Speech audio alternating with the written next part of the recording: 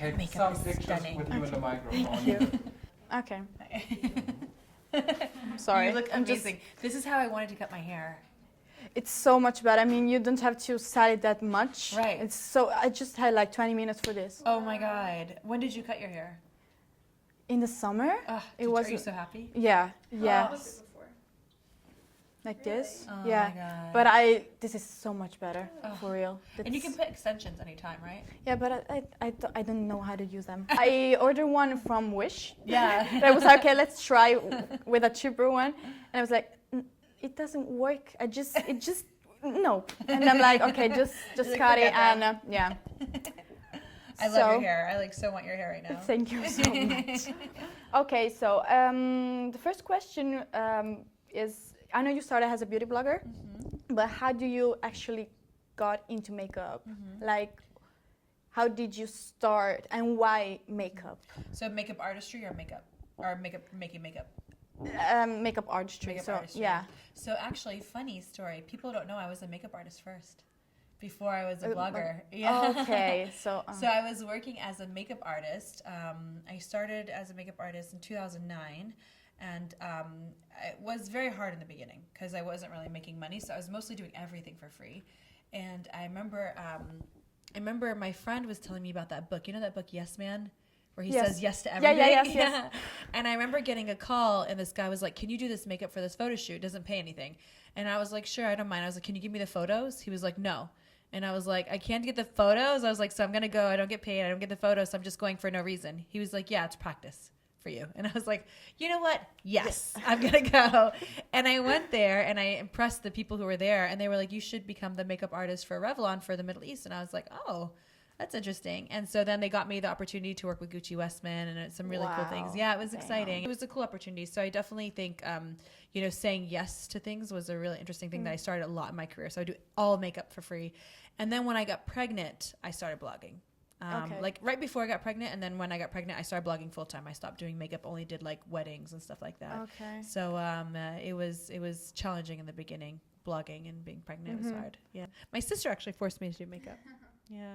Well, she was always so passionate about makeup. Like ever since we were children, she's always like loved She's doing always everyone's been makeup. She like with loves makeup, beauty. playing with makeup. Yeah, it was so funny. One day I was just staring at her and I was like, oh my gosh, I had an epiphany, and I was just looking at her and I was like, Huda, you need to do this professionally, because every time I'd look at her, she'd be talking about makeup, and I was like, why are you not doing this? That you basically are, but not like officially, like make it your career. And then she was literally like on a plane, I think a week later in LA. Yeah, it is very fast. So good. As you know, you're like a family business. Yes. How do you balance work and family? Is that easy? Because I guess not. No, it's so hard, especially because with family, I feel like you just, I don't know, I feel like there's no boundaries. Yeah. So Mona will come and I'm like, what are you wearing? And she's like, why are you talking to me like that? So I feel like there's no boundaries with family, and that makes it very hard. But we do love each other so much, and we do appreciate each other very much. So I feel like that's good.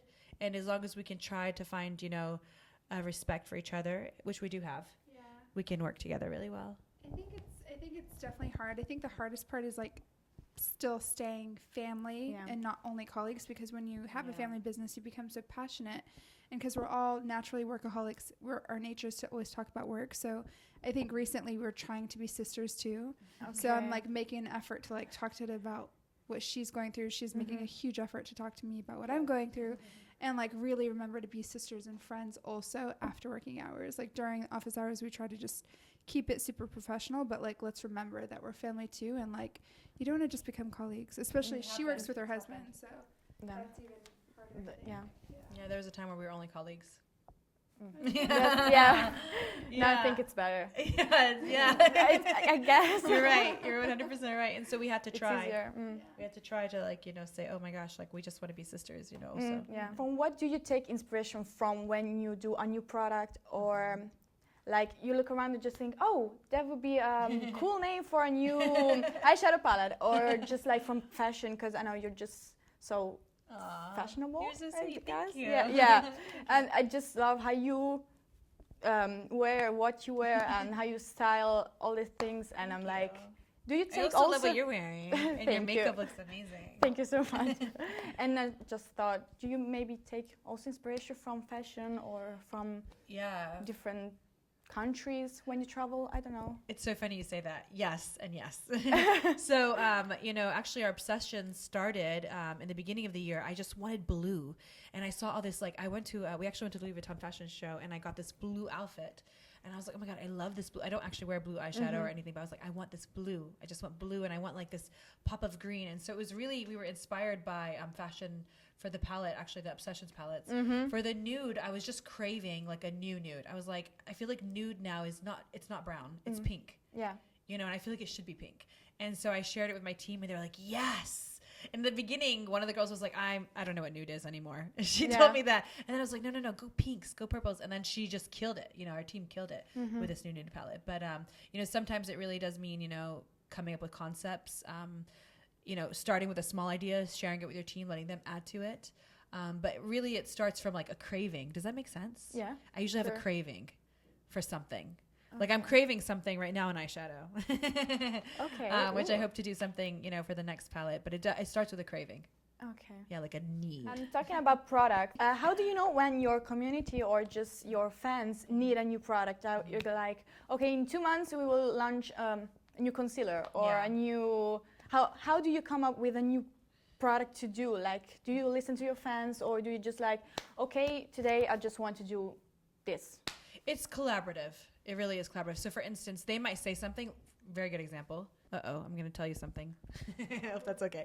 So for a long time, people were telling me, oh, we need an eyeliner. We need an eyeliner. You need an eyeliner. And I said, no, I don't want to do an eyeliner. I love the eyeliners out there. I'm using already Kat Von D. I love it. Like, no, you need to do eyeliner. So I started working on it. It's not finished. I don't know when it's going to launch, but I am working on an eyeliner because people asked for one. But I have to love it.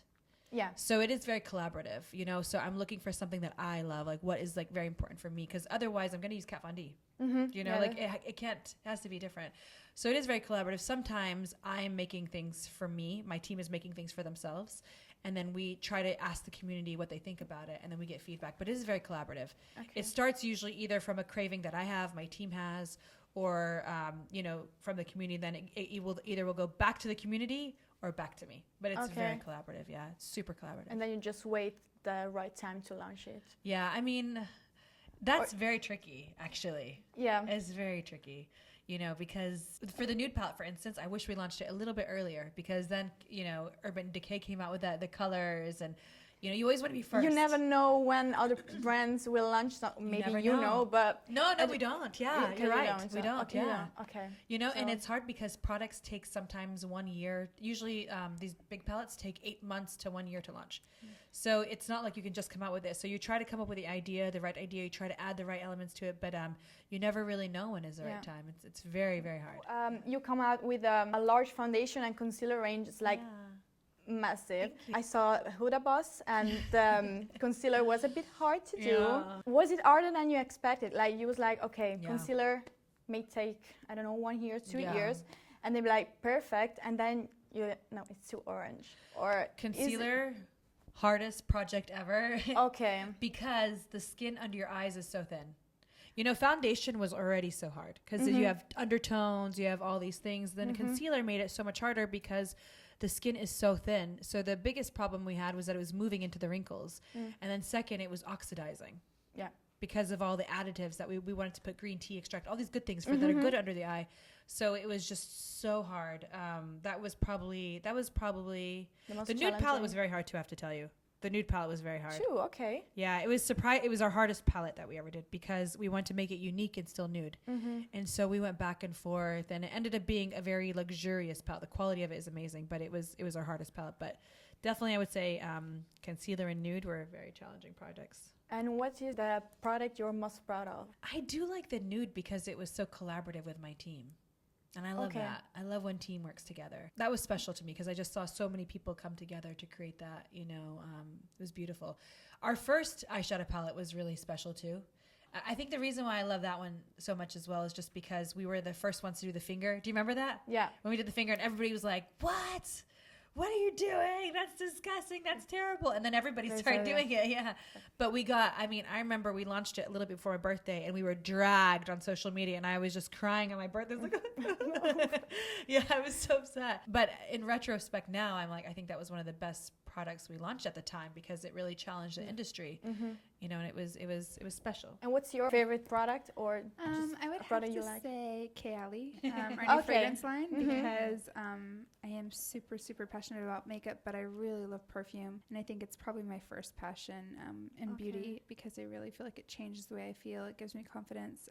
You have to try it. Have you tried it yet? No. Okay, Should I now? Do you want to try it now? Yeah, try it. Okay, so Wait, there you are have to teach her. So she please, layers. please. So our Do you whole like rose? concept. Yes. Yeah, maybe you should do your favorite concept. Yeah. Okay. So do you like rose, vanilla, and musk? Please. Yes. So this is our elixir fragrance, which is the main note is rose. You can just. Oh damn. Yes, please. Do you like it? Yes. It's so nice, right? The rose. Ooh. Yeah. Our musk, which is also so beautiful. So you're supposed to layer them. Tell her the concept. Yeah. I think maybe too much, Mona. Is it too much? It's okay. No, it's okay. Sorry. Don't worry. She does it all And the then time. I'll top you off with a little bit of A vanilla. little bit. Just maybe one.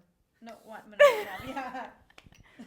Oh my gosh, This this makes one. this beautiful. Yeah. Oh, I don't know if they're like the single ones that I feel or all together. I think for us, like Kayali is all about layering. So I think it's about the combination of many perfumes together. It could be 2, it could be 3, it could be 10. I wear 15 or 20 when I have time.